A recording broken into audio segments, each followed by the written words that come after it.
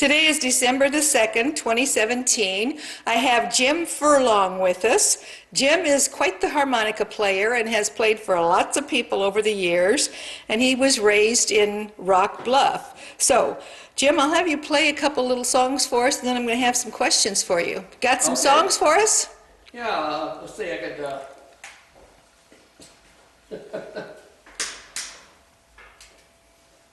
play Silent Night. Okay.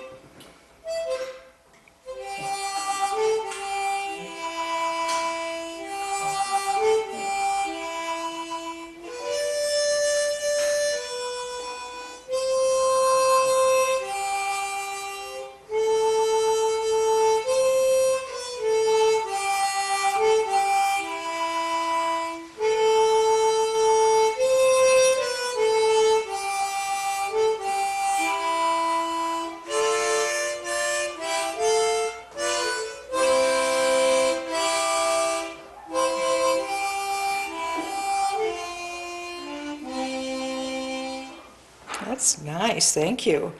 Got another one? Yeah, I got my list. Yeah, pull it out.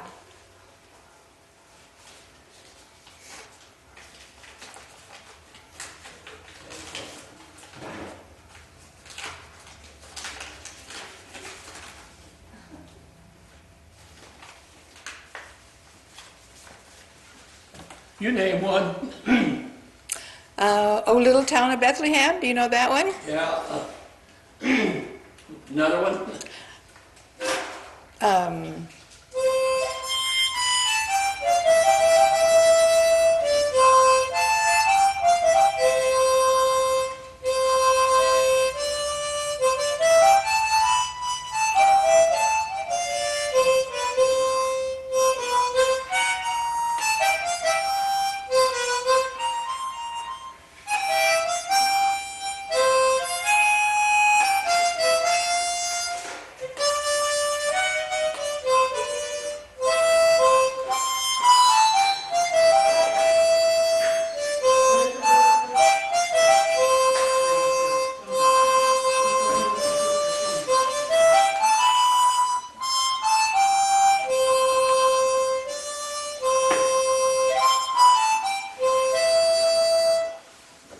Very nice. Why don't you tell us about your family in Rock Bluff, how that came to be, when they got there, so on? Okay, my great-grandfather came into Rock Bluff in the 1870s, and he came from Michigan, and he kept a diary every year for 55 years, and I just this year donated those diaries to the library, and then, or to the museum. And then my grandfather and my father was born in Rock Bluff. And I was actually born in Denver because during the Depression, my dad had to go out to Denver to work for his uncle, who I was named after. And then we came here when I was 13 years old. But my grandmother and grandfather, I never did meet either one of them. And I asked my dad if he had any memories of his grandmother. And he said, yes, he did. He says every Christmas, they lived up by the cemetery, his mother would take him down to the post office, was downtown there, and show him the Christmas tree. Well, the bridge was out, and so they had to go across a plank. And when they went across the plank, she fell into the water. And they got her out, and they got her up to the post office and wrapped her in blankets around the potbelly stove. And then a few days later, everybody was crying, and he didn't see his mother, and that was the last time he had seen his mother. And she'd actually caught pneumonia, and they took her to Omaha, and she died. And so that was in 1914. Well, my dad was 4 years old. So I looked it up in the diaries to see what Samuel said about it. And my grandfather's name was Mark. And in 4 days after that happened, in the diaries it said Mark went to Omaha today to retrieve the corpse of his wife, because that's the way they talked back there. Yeah. Oh, but my there's goodness. a lot of things that they did that were interesting in Rock Bluff. Yes. Even one of them was, they couldn't get to Plattsmouth in the wintertime, so they had to go up on the river and with a horse and buggies, and so, a horse and sleigh, because the roads were blocked, but they could get up on the river. They go on the frozen river? On the river, yes. Wow. Thank So- you. That's neat. And then I asked my dad some things about what he did when he was young along the river, and right along King Hill, the river used to go right along the river bank there, the bank. But went back and forth. And his father had a hoop net, and he went out and he caught a whole bunch of spoonbill cat. Well, my Aunt Mabel and my dad had to be on the outside of the net with a bat, and every time they tried to get over the net, it'd bong them. And they had a Model T car with the seats out, and they stacked the spoonbill clear to the ceiling and drove them to Omaha to sell the meat. Oh. So you can imagine what that Model T smelled like. So what year do you think that was? I suppose he was probably 12. He's born in 10, 22. Yeah. Yeah, 20, in there somewhere. Huh. And I asked my dad if anything that he did, it was ornery up at the schoolhouse. And he said yes, when they had recess, him and some boys, they went out and they climbed up on top of the schoolhouse and took the clapper out of the bell. So when the teacher went to ring the bell, there was no clapper. And then another thing they did, they tied his buggy in a vertical deal over up to the schoolhouse. So they were pretty ornery. Yes, they were. But we have some pictures of my dad sitting on the porch, the front steps of the schoolhouse. And I think that picture is in the schoolhouse, isn't it? Yes. I brought some of those in here. Yeah, good. Pictures. Thank you. Well, listen, play us another tune. Okay. Don't have to be Christmas carols, just some good ones on your repertoire. Okay, this is what I started out with, a 10-note harmonica, and that's what my dad bought me when I was a kid. And he said, Jim, I want you to learn how to play it, because I never could, so I actually learned how to play. And my brother threw his away, and when my dad would come home from work, he'd say, Jim, let me hear it. And it sounded terrible. But he'd say, oh, Jim, it sounds good. Keep it up. So I did. Yes, you did. And you can get good music out of a little harmonica.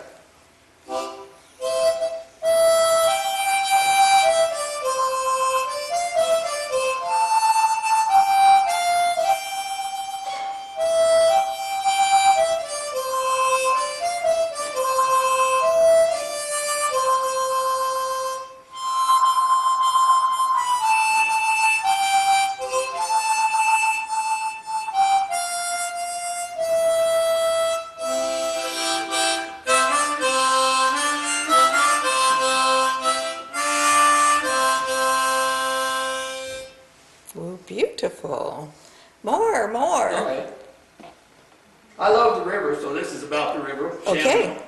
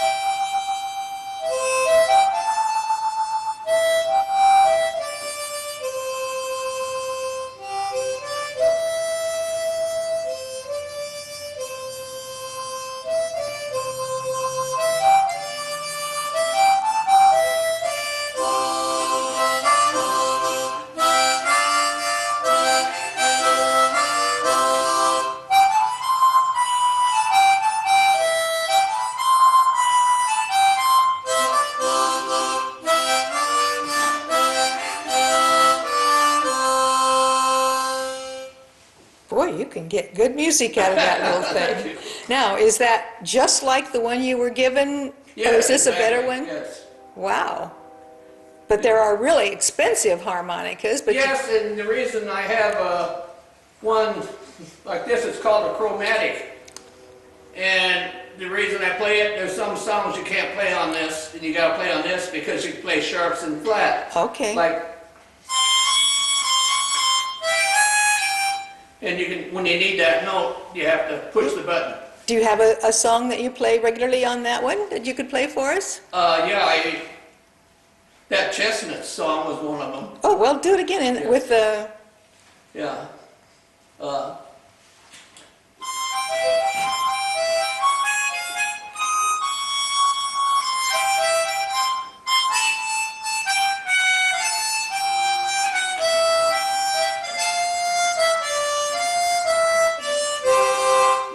Yeah, I heard a couple sharps in there, yeah.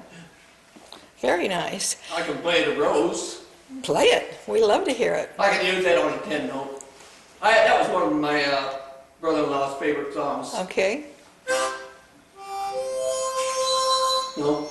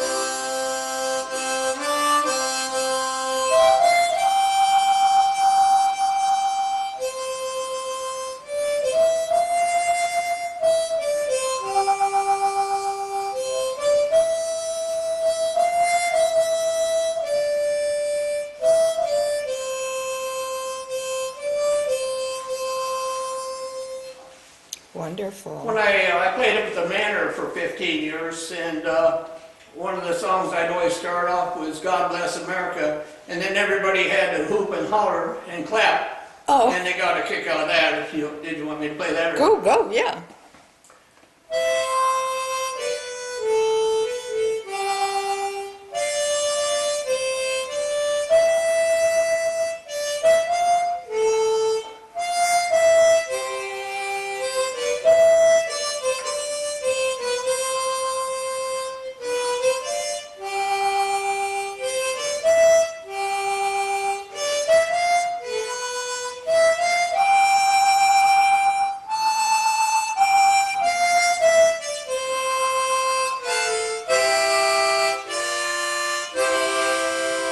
Yay! Thank you. Tell us a little bit about your immediate family. I know Okay. you're a twin. Yeah, I lost my brother when we turned 70, but anyway, like I say, my brother, when we came back to the farm, when we came back from Rock Bluff, it was such a switch from Denver, because when we went to school in Denver, there was 470 kids. When we went to Rock Bluff School, there was 17 total. And it was really rough for a while, because my cousin, who was in the 3rd grade, they used to pick on him. And he says, well, things are going to change when my twin brothers get here because they're going to beat you up. So everybody was friendly at first, but then we had to get in a fight with everybody, and it was miserable. But then we all, became friends. Sure. But my brother, after we graduated from high school, he liked Colorado, so he went back to Colorado, and I stayed here.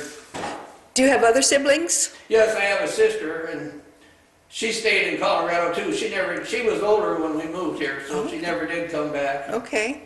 And you're married? Yes, we just had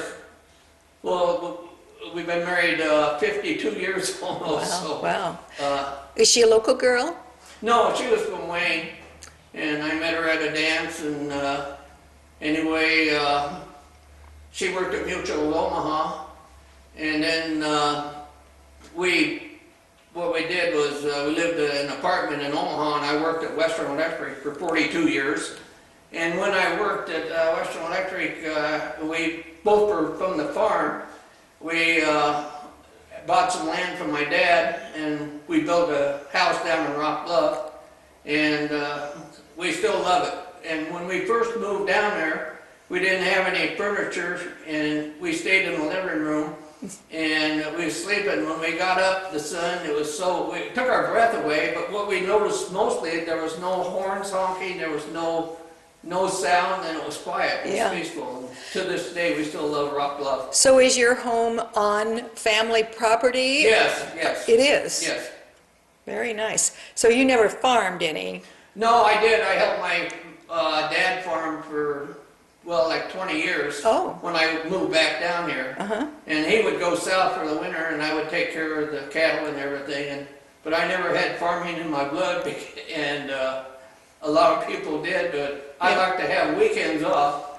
And Farmer has no time off. huh? They have no time I off. can remember working before Beaver Lake was there. I worked for Taylor Cuttrell, who lived right on where the dam is. And I went up there, and I hardly getting any money at all. And it was raining on a Saturday, working 7 days a week. And I said, well, I might as well go home. He says, no, he gave me a raincoat and a corn knife. He says, you go back out in the cornfield and cut weeds. So when he come home, I said I quit. Yeah.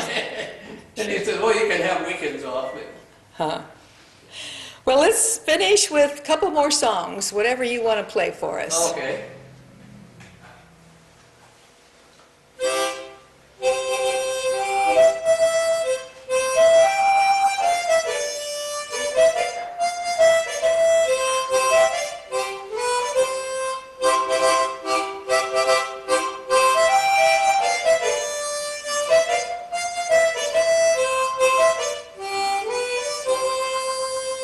My dad's favorite song was Irene Good Night. When we'd be traveling, they would sing, and my dad would throw his head back, and my mom's name was Lorene, so he substituted it Oh, for... Lorene but, instead of Irene. I always sort of like that.